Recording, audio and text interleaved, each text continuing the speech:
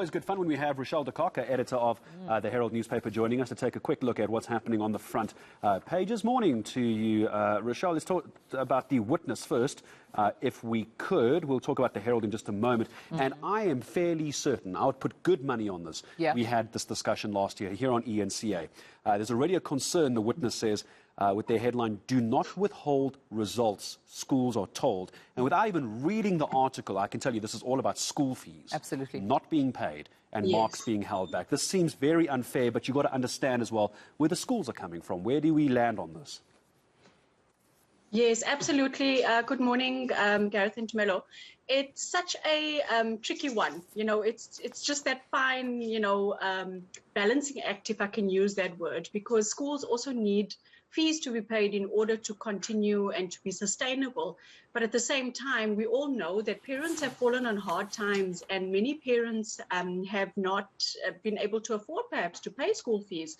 But we're finding in this situation, particularly the story, some parents are saying their children are not receiving their reports because they, if there's a book perhaps that one of the learners had torn, but the parents are not being informed about this ahead of time. So as a result, they left questioning. One parent says, "I don't even know the name of this book. Where can I buy this book so that my daughter can get her report?" But what is made very clear in that article, and I think a lot of parents don't know this, and it's important for them to know this, is that it's illegal to withhold reports because of school fees not being paid. Arrangements should be made, but in the meantime, the kids should be able to get their reports. Yeah. And I think that's also very important. Many parents don't know that. Absolutely. And so far, it seems that the DA has received some of those complaints from various parents. Rochelle, DA spokesperson on education in KZN, to be more particular, Dr. Erman, Kika, saying that the DA has received several complaints from parents about schools already withholding their children's report cards due to non-payment. However, we hear from Union Secretary in KZN, that is Noma Rashia Kaluza, saying that they have the best interests of all peoples at heart and acknowledge the withholding of report cards was illegal. They further discourage the withholding of these report cards. So, yes, we understand where schools are also coming from, but I just wonder if, the Department of Education has no, buffer for schools for when parents can't pay due to COVID-19. Didn't they receive some sort of, I don't know how to phrase it, but some sort of supply or subsidy or assistance financially? A discount. A discount, maybe. This should have been expected, at least from public schools. Yes, absolutely. There are many schools, that particularly I know your former Model C schools, that if you can't pay, arrangements can be made and you can be subsidized. And I do know that the Department of Education does give schools subsidies, but sometimes that money is not always forthcoming. We've written these stories several times about how schools are struggling to keep the lights on, and then the lights are switched off. And then, the municipality then switches the lights back on, and the Department of Education's offices' lights are rather off. So it's just this constant, back and forth, and we don't know if it's a public works matter, if it's an education department matter, and it just becomes so murky.